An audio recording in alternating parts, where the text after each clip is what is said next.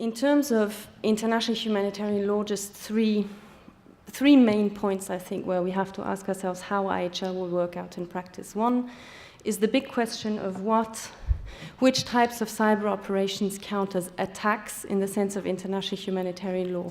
A parallel discussion exists with respect to what is an armed attack in the sense of the UN Charter.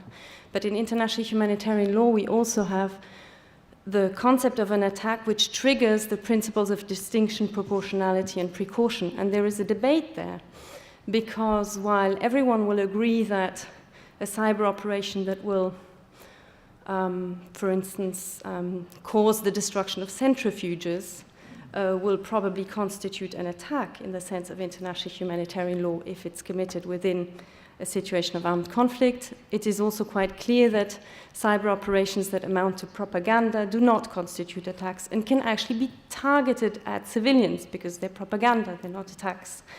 The big question is in between. In between what causes physical damage, destruction, death, or injury to people, and propaganda. And that's the whole area of disruption, particularly disruption of civilian infrastructure. And just to give one example, the disruption of power grids without destroying those power grids. Some scholars say just the mere disruption of an object doesn't constitute an attack.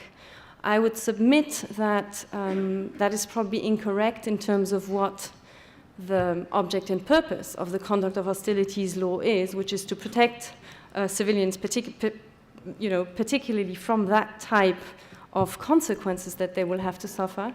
We will have to see how state practice will interpret the concept of attack.